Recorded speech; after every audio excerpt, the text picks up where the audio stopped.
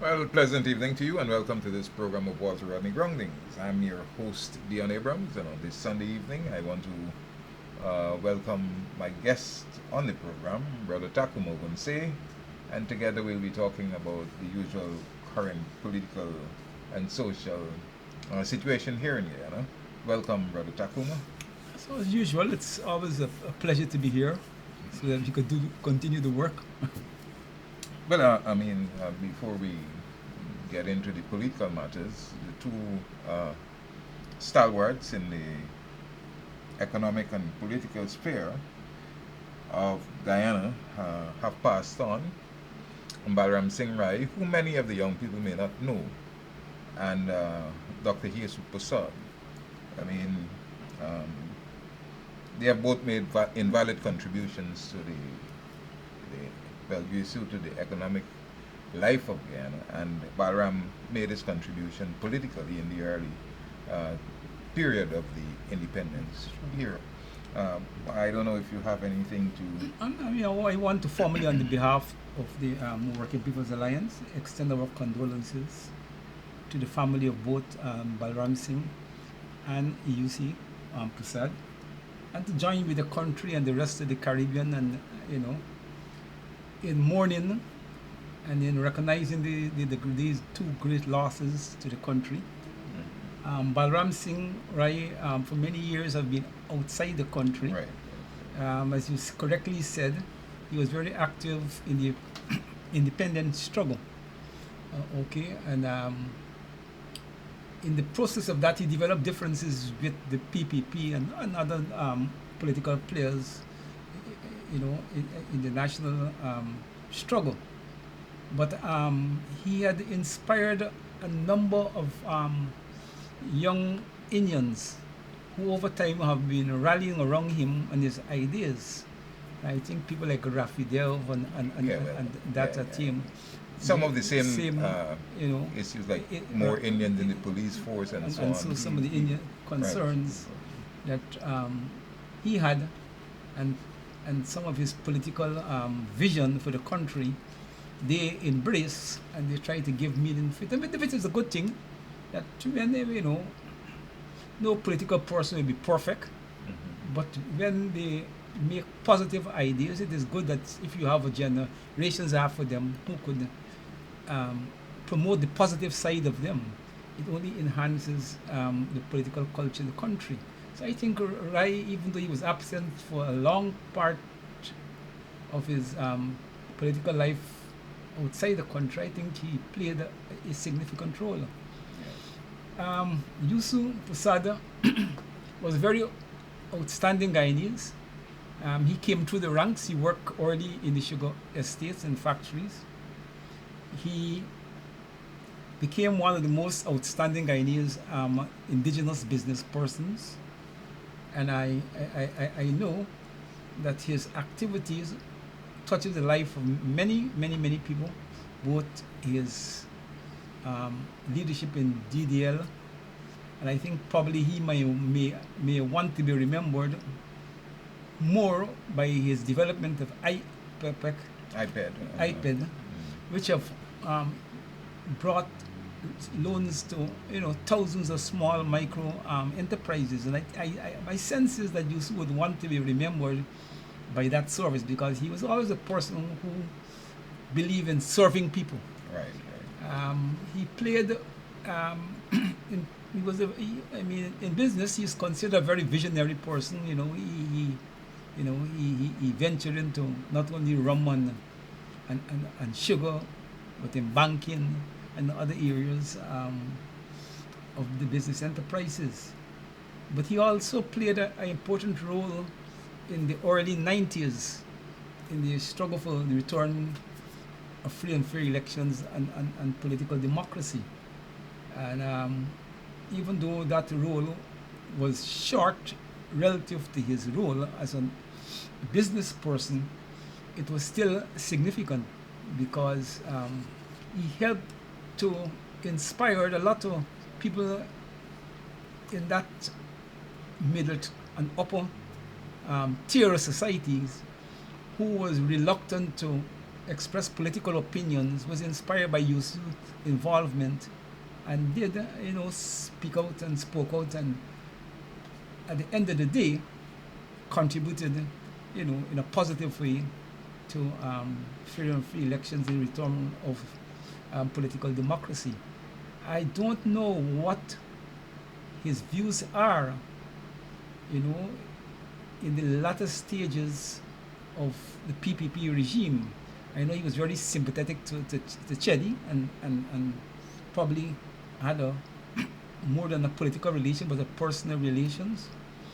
And many Indians of his age group, Chedi would have been, their political idol. But I don't know for sure what was his views after the death of Dr. Jagan, and more so after the many years of PPP rule. I really don't know. I haven't had any conversation with him, or I haven't had any discussion with persons who have been close to him in the latter part of his life. But at the end of the day, objectively, he was an outstanding Guyanese. He made contributions both at the level of business and politics. And as a nation, we're grateful. Yeah, indeed. So, condolences to the relatives of both Yesu and Balaram, and we hope that their contribution will forever be remembered as life in Guyana continues. One of the things I want to note, Brother Ogun, 2 weeks ago we were here and we spoke about the Cyril Potter College and the impending graduation, and that the minister intended to claim, glory for the largest, turnout of graduates and so on. It came to pass, as I had indicated. The DPI was screaming with the headlines, the largest ever batch of graduates at the Cyril Potter College of Education. Kidaki dealt with it extensively on CAMS TV, and so the world is aware of the fact that among those many who would have graduated are people who really should not have been there, because, as I pointed out, the mandate was given to the dictate was passed to the principal of the college that no student should fail, that all students in that year who were prospective graduates should be passed, all right, and that none of them should be given a score that is less than 55%. And so the lecturers had to comply with that, and some of them, even those who performed very badly, are going to be in the teaching system, and we talked about that, right? So I wasn't lying when I made that point. I'm glad that you raised it, because we don't want to, on this program, we try our best to be objective. Definitely. And to try to use our experience in dealing with political and social situations in the country to try to predict the behavior of the government or the opposition or other, political or social forces. And I think that when we get it correctly, we have a duty to point it out to the nation, and I'm glad that it turned out the way that you had anticipated it would turn out. There is a kind of political callousness in the ministers and the government action. When you reduce, the leadership of a public ministry and public policies to your personal grandizement, it's a political low. It's a very low point, in the political culture. And for government to encourage that, allow that to become the standard in an important ministry as the Ministry of Education, and you're producing of the teachers who is to guide and to lead the younger generation to academic excellence, and that is the kind of disrespect you will show to them, simply to satisfy your personal grandizement that you want to be See, known and yeah, seen as producing the largest amount of graduates. I mean, it's this government is going from one low to another. You know, yeah, sometimes yeah.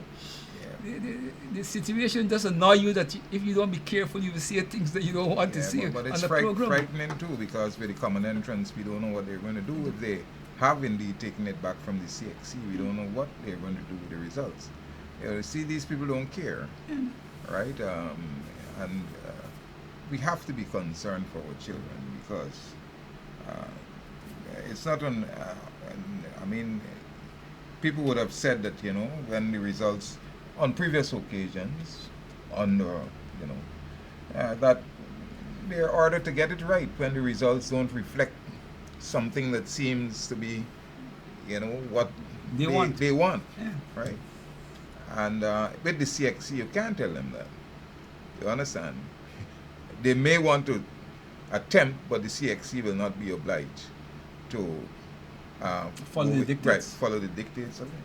So taking the common entrance back from the CXC is clearly going to it's something that we should be worried about. We should be concerned because we know that they are going to skew the results to make it appear that things are well. But then the system, when the students who are presumably the brightest and so on, and when you have them in the classrooms, you have to ask yourselves, how is it that these are, touted to be the brightest of the nation, and their performances are so weak? So we're in a sad state, but We got to be vigilant. We got to fight.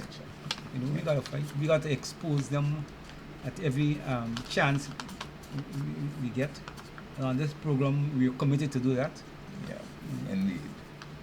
Now, the Orange Boston affair, the people of Dartmouth took to the streets to vent their anger at the fact that the person who is alleged to have committed the act was only given a charge of manslaughter. How do you feel about their response to? And before I deal with the response, I want to say at last we got the name of the person, Sherwin Peters. And according to the papers, he's a resident from Linden, from Region 10. And it's interesting because Region 10 is one of the regions that the PAP single out for recruitment of Africans, to the party. And I don't think it's by accident that he seems to have fall into that trap. And it seems to be consistent with the whole logic surrounding the not revealing his name and his identity. But at last we got it. And that is because of the persistent and consistent pressure. They would have thought that it would have been just allowed to die, but none of the advocates on whether the social media or on this program and so on allowed that to happen. And we got to give kudos to the fact that it was not allowed to just be placed run under the rug and to disappear, right? So and that to me exposed another link, political connection with them and the Boston killing. Now, I fully support the actions taken by the residents of Dartmouth. I think that we have to praise them and we have to encourage them. And that is the kind of spirit that we want coming from communities where people could develop their own conviction on these matters and are prepared to act even without leadership from political forces. And I think it is important, that when communities take responsibility, for their own situation, it strengthens the political culture, and it also makes it difficult for the rulers to think that they could do any and everything and get away with it. and the PPP pacification, the African community and the Guyanese community in general, as people do, as the residents in Dartmouth did, okay, it weakens, okay, the effectiveness of the pacification program. And I think that we have to salute them, and to, as they themselves have committed, to continue the struggle until justice is being done for Boston. Now, this disappointing charge of manslaughter, I don't want to pretend to be a lawyer. I don't have no legal training. I will engage the matter basically as a lay person, based upon the known evidence and information that we have. I can't see a police officer breaking into the house, officers breaking into the house of a citizen, find that citizen in his sleep, naked, shot him in his stomach, and that's not murder. I mean, murder requires premeditated action. And I think there's premeditated action there. The shooter came with the deliberate intention to kill Boston. Because I can't, look, I could only bring layman understanding to the process. Yeah. I see police rushing people's house, okay? A whole set of you, 3, 4 of you with guns, high-power rifles. One man and his family. You don't overpower them. One shot for you, shoot the man straight in his stomach with a high-power rifle. And he's in his bed. Naked. And a court or judicial. No, it's not a court. It's a DPP. No, I'm saying a court or judicial officials faced with this evidence would reduce that to manslaughter. I mean, to me, from a layman person, it's clear murder. Yeah, but on Politics 101, Nigel Hughes, in an interview with Dr. David Hines, made the point that no DPP has a right to determine the nature of the offense in the sense of manslaughter or murder, that it is the court that has that jurisdiction. So the DPP, in making a decision, has actually taken the position of the court into her own purview and is acting as though she has that right to determine the nature of the offense, the severity of it, and so pronouncing on something that she doesn't have a right to. So I don't know if that charge could be challenged. People like Nigel will have to say that. I read somewhere that Nigeria is challenging it. Okay. The Loyalty family is challenging it. They're going to the courts to get the courts to urge that the DPP review our decision, which I think is a good development, and they ought to press it. And as you pointed out just now, I mean, if she clearly acts outside her jurisdiction, it should be a straightforward matter. But to me, it indicates the kind of political pressure that the DPP probably feels she's under. Because you see, one of the unfortunate things here, we don't know when the DPP filed. Who was it filed? What they present to the DPP to see what is it she had to address. But I'm glad that the lawyers for the Boston family is not resting, and they're taking it to the courts, and we have to press that. I will be more satisfied if he's been charged for murder, and when a court or a judge hear the evidence, in his judgment, he decided to break the charge down to manslaughter. I will live with that. But on the basis of what is happening here, when we don't even know the evidence that's being presented in front to the DPP, to accept a manslaughter charge is, we have to reject it. Yeah, but that's one of the points that is being made, that the length of time, 5 months actually, nobody understands or knows what the police would have concocted and actually put in the file to give to the DPP for her to make that determination. So we can only know that when the matter comes up for hearing and the police prosecutor, whomever that person is, presents the evidence that the police would have given to the court. But I find it strange, not cutting you, but I find it strange in our courts. I mean, in most jurisdiction, that once the matter reaches this stage, they should be handing over to the defense the information that they'll submit to the DPP. But I mean, the lawyers will have to know whether they're being cheated. So that they can prepare the case. But I find it strange. You can't wait till when the case is on trial. Well, I don't know. Maybe they will hand it over because the lawyers will have to go and request that file so that they. But they shouldn't request; it should be automatic once the case reaches that point. Anyway, this is Guyana. We don't know.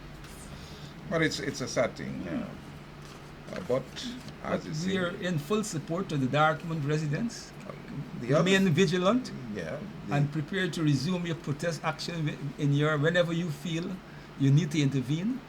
And you could be guaranteed you'll be here on Walter Rodney Groundings and the Working People's Alliance. We'll be fully in your corner. But the other thing is that the joint services have been called out.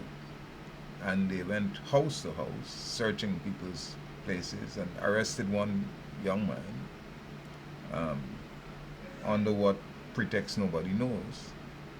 And it's only due to the vigilance of the people of Dartmouth that he was released. But they're using soldiers now to intimidate the community. I don't know if the military should be called out for domestic situations like these. What are your thoughts? No, I don't think so. The military ain't got no jurisdiction in that kind of area, and I don't think that that justify calling out the joint services. But this government abuses, everything. So one could expect anything from them. Yeah.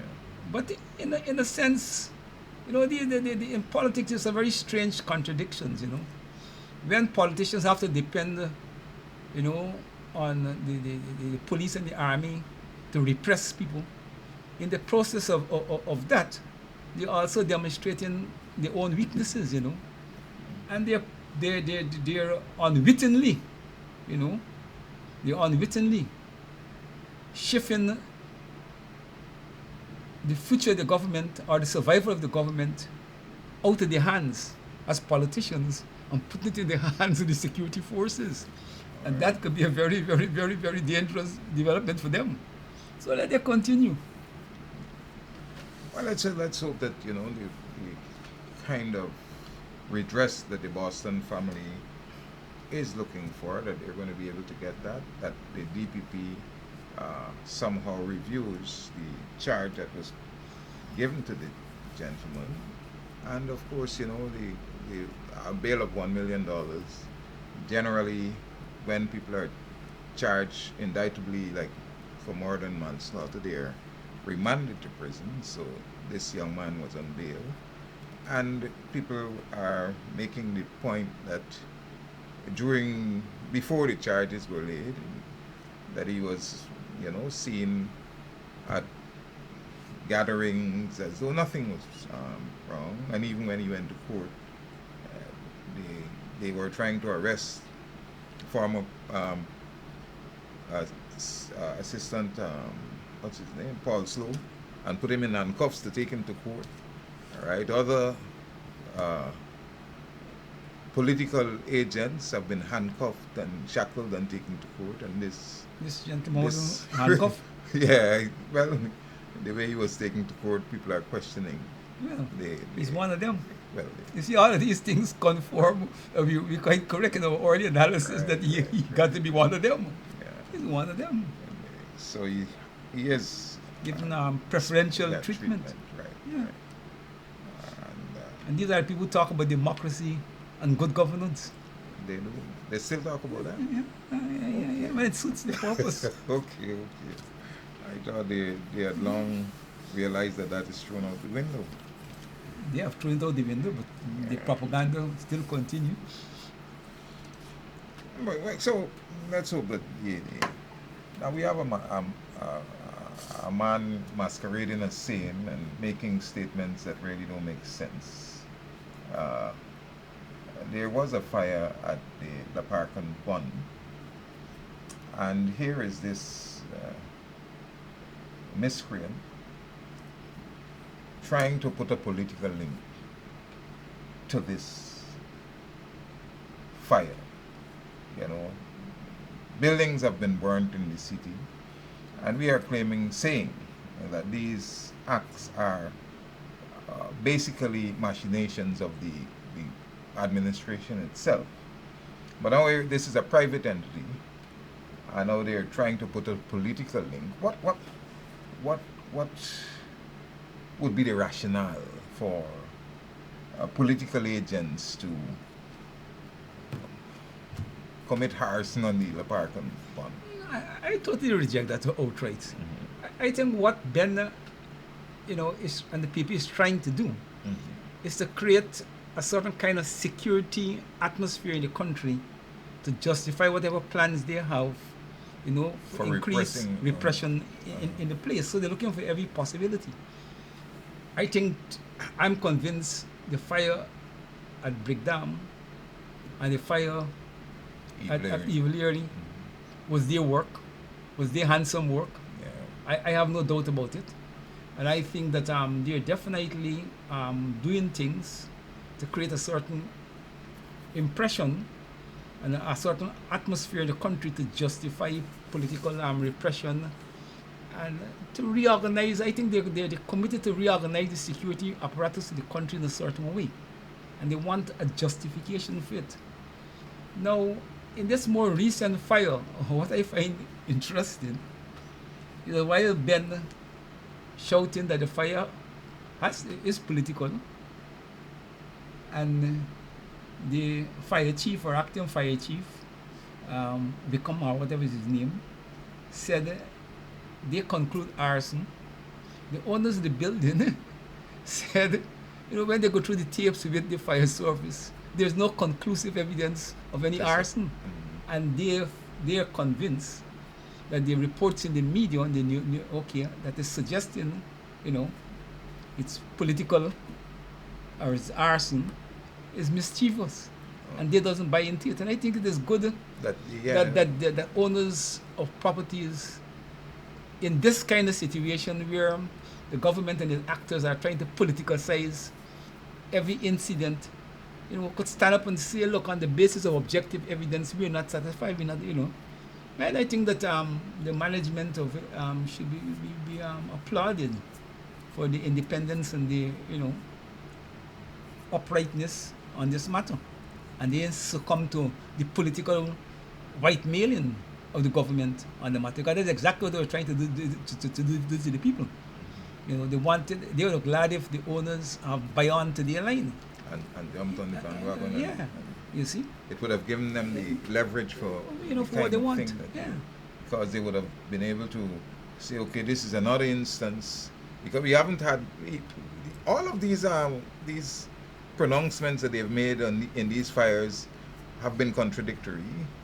In the first instance, Brick Dam, the fire service said there was no evidence that it was an act that was arson. They moved all the evidence within a day and so on, and then they came up with this fancy story of some prisoner. Sponge fire. You get a comical. Yeah, and now have gone to the private entities and are trying to suggest that this thing is extended. I mean, if you have a political axe to grind, They may be trying to frighten the private sector. possibly. You know, the private sector came out saying that at least the government should withhold the National Resource Fund bill for more consultation. They must be beginning to signal to them, That if you mash mash our cars, you won't get mash. okay, You never can tell. That's a good way to put it. I mean, that's Never can tell, that's, The PP is very skillful in keeping people in line, they're good at political, strategies in keeping the various sections of the society in line. They know where people's fears are, they know people interest bottom line are, and they play on that. They play on that, But it was good, whatever is the Ben and the government intention. I am glad that at least the owners, based upon their own assessment of evidence has been shown on the cameras, came out and said, no, we disagree. I mean, when we live in a country where people succumb to political pressures, and when people stand up, it's our duty on these programs to hail them and to stand behind them, because this is the kind of culture we want, regardless of who is the government. There must be some bottom lines that citizens say, look, no. Yeah, we're drawing the line. We're drawing the line. Yeah. So kudos to the Leparkan group and their forthright a rejection of the government's ploy and plan to blame political agents for things that there is no evidence to prove. You talked about the fund, the Natural Resource Fund, and JAGDU has made an announcement that the fund will be accessed for the 2022 budget. He has talked about infrastructure and all these things. What are your views in relation to this new development? Well, I still in my mood, in my head, I still in the rejectionist mood, and I'm still interested in people's finding ways to oppose and to condemn. But of course, the government has passed the bill and they're taking actions, which is a political reality. And I think that we have to be very vigilant. I don't know. The last time we were here, you had indicated that there's some indication that the opposition may be going to court. I don't know if there's any development along that lines. But I think that we have to continue the resistance. You see, one of the things we got to be careful with, is that JAGDU them is hoping that when they begin to spend this money, they will create a situation where people become short, memory become very short, and will lose track of the very nature of the bill and the way in which it was passed. And people may be playing up, to the beneficiaries of government spending. So we have to keep our eyes, to the extent that they're implementing the bill. We have to be watchful in the way in which they have designed spending from the funds, and we will have to challenge them at every point. And I hope that the opposition, both in Parliament and out of Parliament, will be very vigilant. But my own personal conviction is still driven by trying to find ways and means that the country could really speak with one voice rejecting this bill. I haven't given up on it. I must admit I don't have the means to enforce what I would like to see happen. But as a political activist, you can't give up. You have to, keep articulating, keep fighting, keep organizing. I mean, if you were outside the pandemic, I think I would have had a very clear line of march. I think I would have tried to keep WPA public meetings and we actually go in the communities and to try to wake up interest. But in this COVID environment, I don't have the means to bring about what I think is one of the best ways to respond. But we have to live with the reality that the bill has been passed. The government will definitely be withdrawing money from the funds to promote their budget activities. And we have to be vigilant and to fight to see that the kinds of projects that they are prepared to spend on doesn't only benefited a few, but it benefit the white Guyanese masses, and particularly the poor and the powerless and the working people in the country. Because a lot of these big infrastructural projects and so may benefit foreign companies, may benefit a lot of the elites in the economy and so, and there be little trickle down to the masses. And I think that we reach a point with oil where we want to hear about trickle down economics. Yeah. We don't the days of trickle down economics are gone. Mm-hmm. So I think once they begin to spend the money, we got to find a way to up the ante on the spending. And people have to prepare to come out and protest and allow the world to know that we are dissatisfied with the way in which the money is being spent. But the other aspect of it too is consultation on the budget. I think the original framework would have allowed. What's wrong with these folks over there? Would have.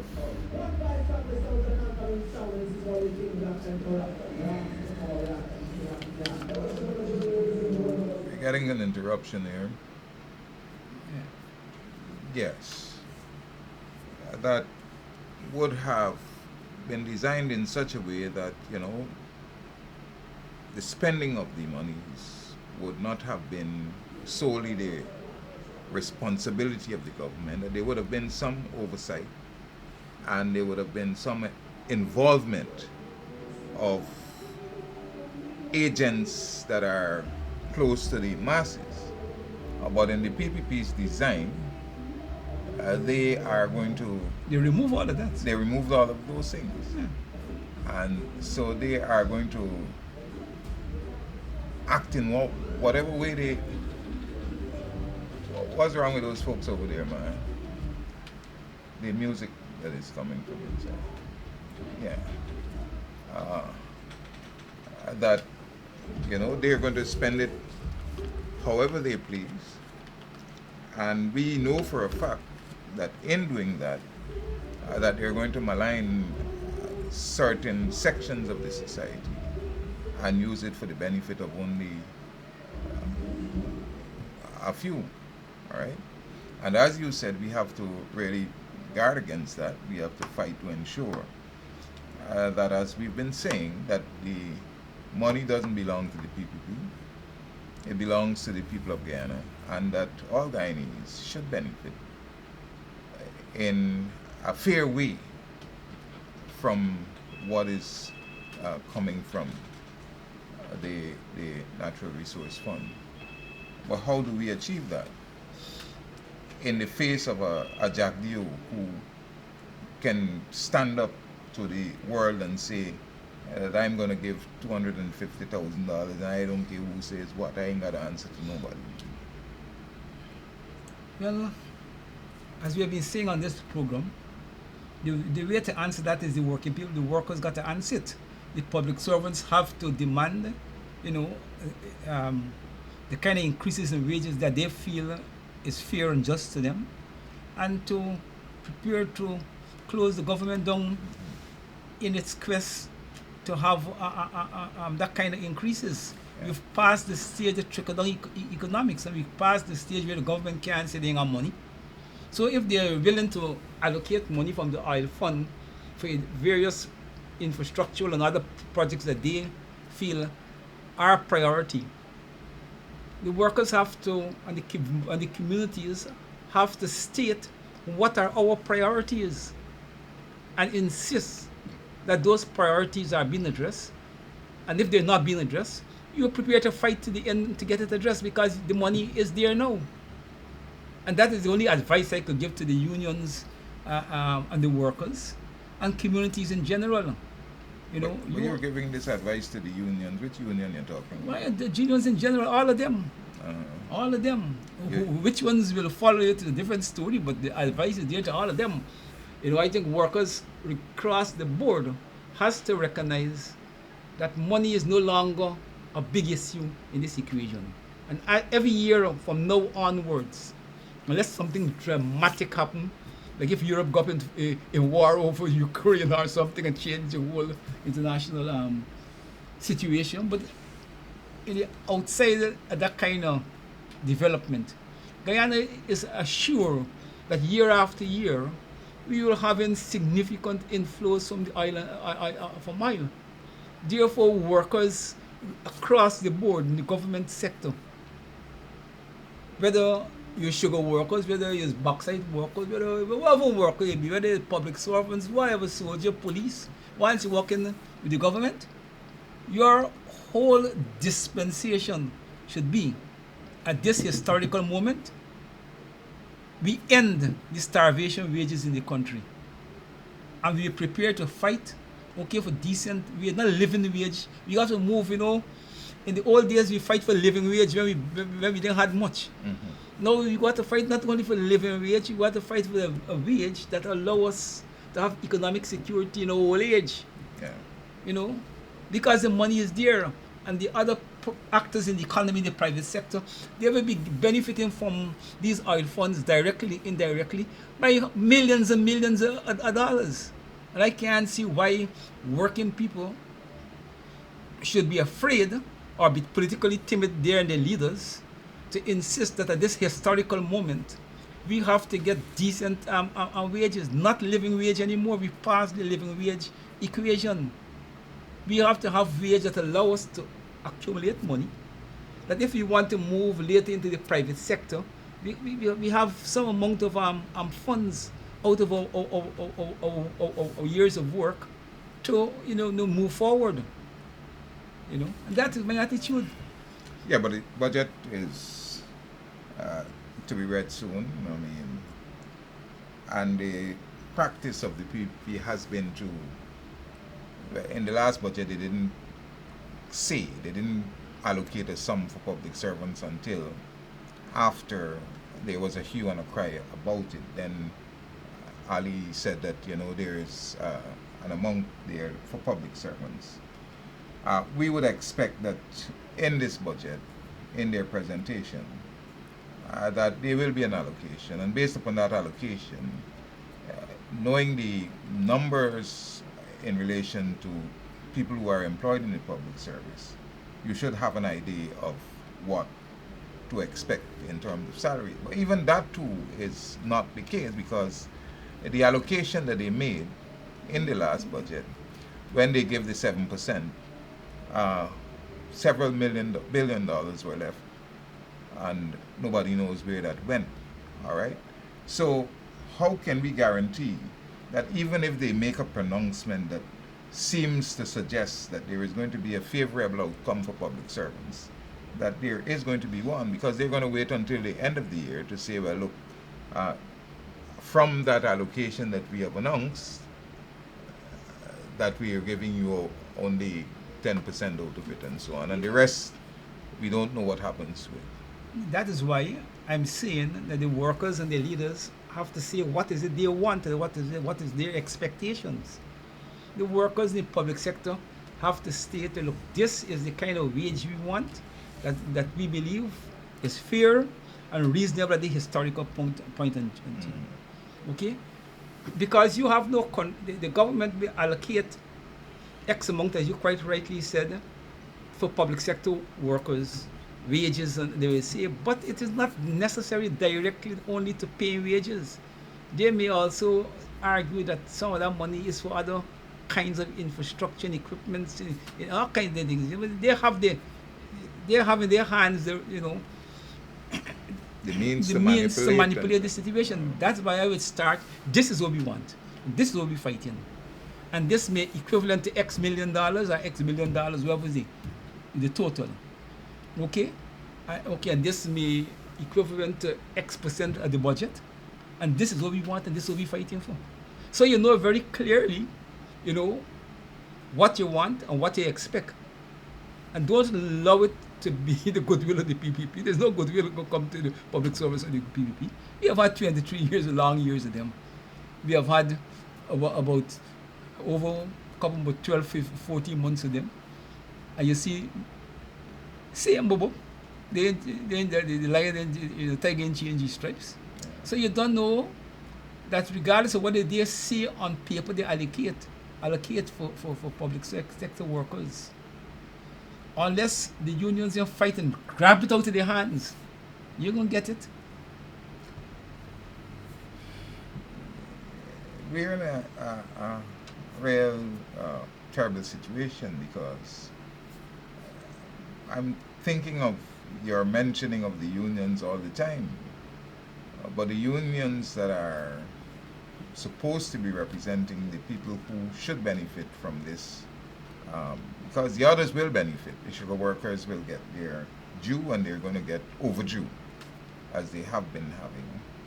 But the teachers, the nurses, the other people in the public service and so on, they are the ones that I'm concerned about.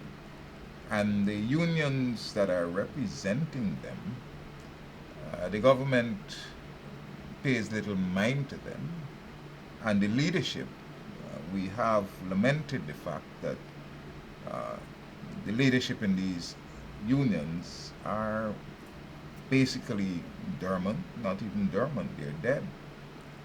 So your call for the unions to take action, I'm wondering how are we going to get these unions that you were talking about with the current leadership to take the kind of action and to agitate on behalf of the people that they're supposed to be representing? Well, honestly, I can't say, I really can't answer you, but I only could say that, look, Guyana got to be really a totally different part of the planet Earth. If in the face of the kind of wealth we're talking, that workers can bring significant pressure on the union leadership to fight for better wages. You know, in social processes, sometimes you just have to depend on the logic of the process to drive the momentum or struggle. And that is what I am depending on. I find it hard to accept that Guyanese workers, and especially workers in the areas that you talk about, quote unquote, are supposed to be the most literate and the most well organized and developed sections of the working class. They know the figures very well. They read the international situation. So I think there is a body of consciousness in the public sector, okay?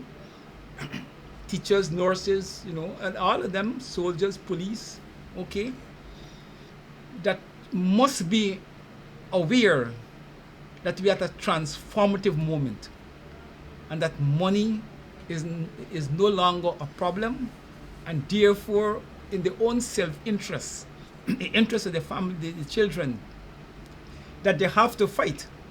Okay. And hopefully when they see others are benefiting, that it will force them to fight, and the leadership will either have to come out and support the struggle or be washed away. You know, I mean, this is the point where we are at. I try to be careful not to, from this program, to tell workers how to deal with the leadership, you know. But I will find it strange that if Guyanese workers up to now don't know how to deal with the leaderships, then I don't know. But that is what I was trying to get at, that a lot of it, I mean, you're stressing union, but I think people have to realize that they can't depend on the union anymore, that they have to be the force You don't take it to see so because you're the member. to make that change, right? You can't depend on the unions anymore, right? The But I hear particularly hard keeping nice. I see the teachers' unions have tried something and so there seems to be there teachers seems union to be maybe some amount of consciousness and they willingness have to act, been, so somewhat diligent, but I'm the public service union. Patrick. That is that. Well, I'm hearing that things are happening there. I don't know. I'm hearing things that are happening.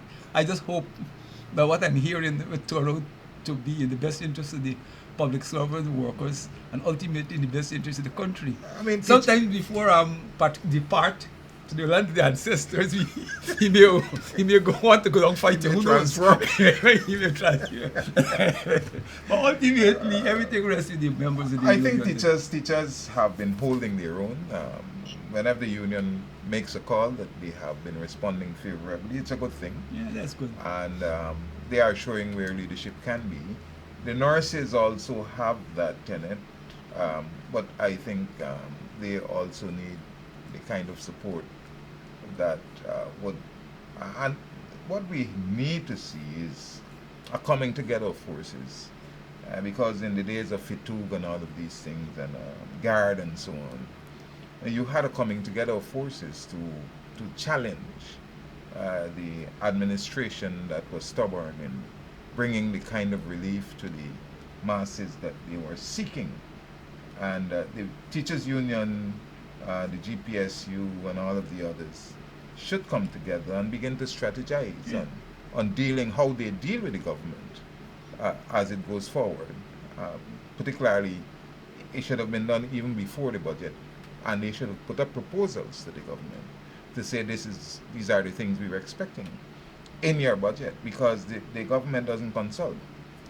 They just, even though Article 30 in the Constitution require them to consultation, they don't, right? So hopefully, that people will get their due, because they struggle for taking control of the resources by the PPP.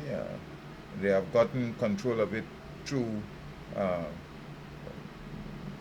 means that are questionable, and we know that we cannot depend upon them to deal with the resources in a fair and even-handed way. Let them prove me wrong on that, right? The COVID situation, Brother Ogun, what are your... I mean, like all Guyanese, the situation is becoming worse by the day, and we have to be concerned. The more and more I look at the situation, I mean, you have made a point on the last program that even though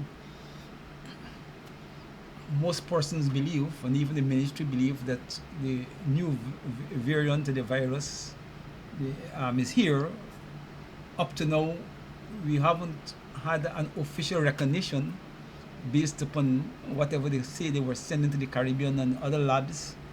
And I find it very strange, that it will take a government so long to officially, have a very clear understanding of what is it they're dealing with, and that in itself is worrying. The last figure I saw is that the death toll is 1,122 cases, and we had yesterday, Friday, 11 deaths. I haven't seen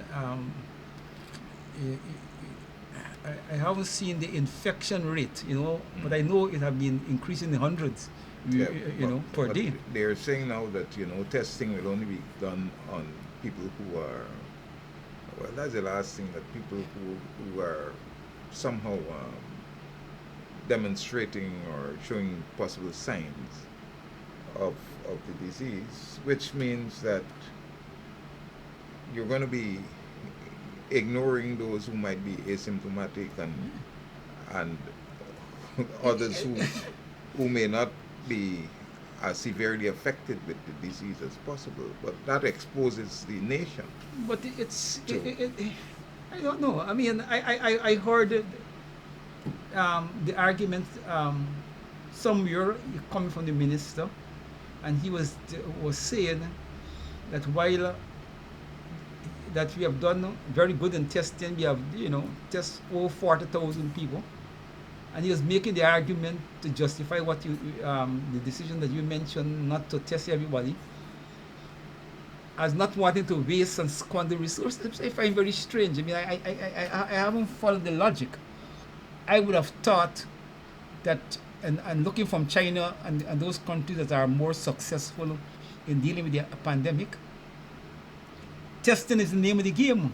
And the more you could test, is the better for you. Yeah. So I can't understand how, in the face of rising numbers, the minister could to introduce a policy of reduced testing and claim that to continue testing at a certain rate is a squandering of resources. I really don't understand.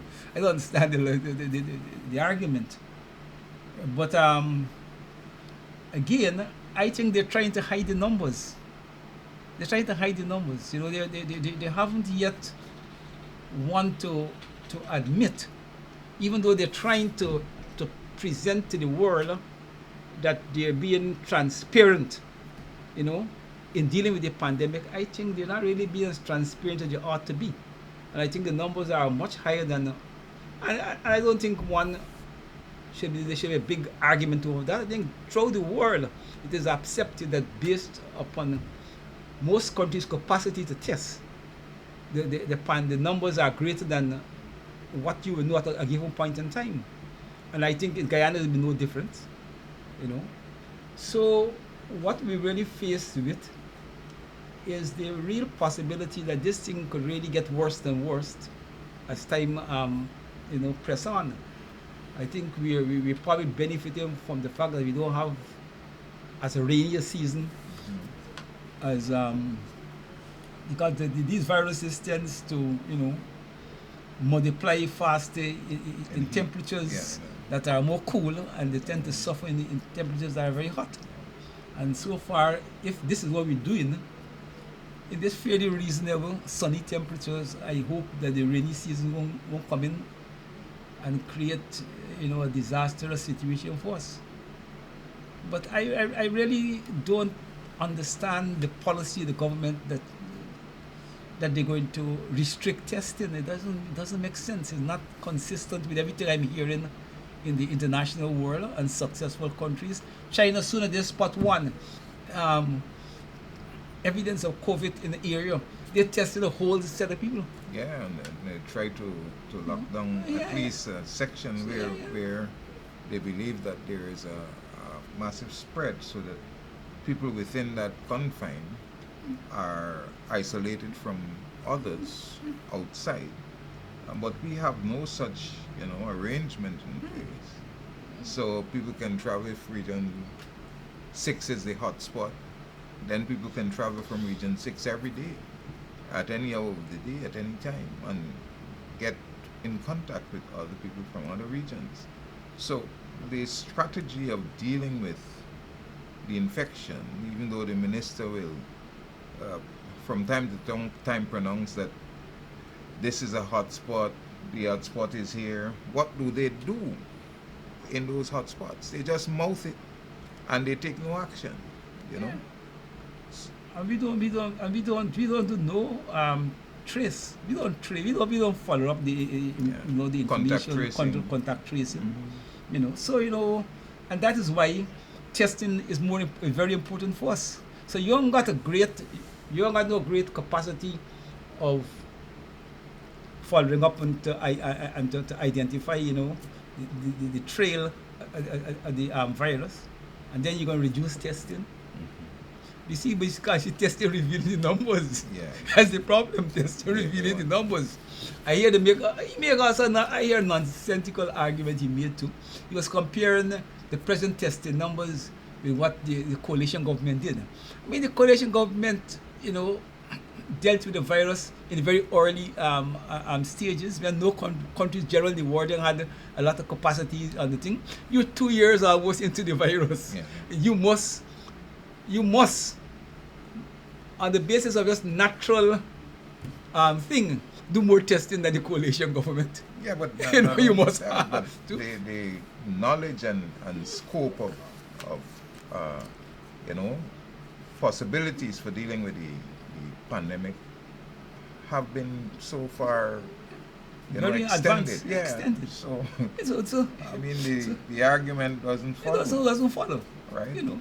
But they do these things for their own political purposes. But we always say that they have no interest in the people, and it's demonstrated by the fact that they are allowing people to die. All right, a 4-month-old child died also from somewhere in the Latin area, I think. All right, so it's not only affecting the aged, but it's becoming Yeah, this across virulent, the board, you know, attacks a lot the youth, the young.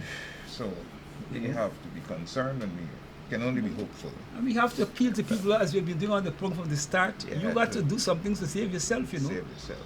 Because you can't with this government, you can't depend much on the government. Yeah, don't The go to government, the super this is spreader government activities will and lock so them nowhere. Money, making money for them and their friends and their you know, and the elite supporters, because you know that's what it's payback time.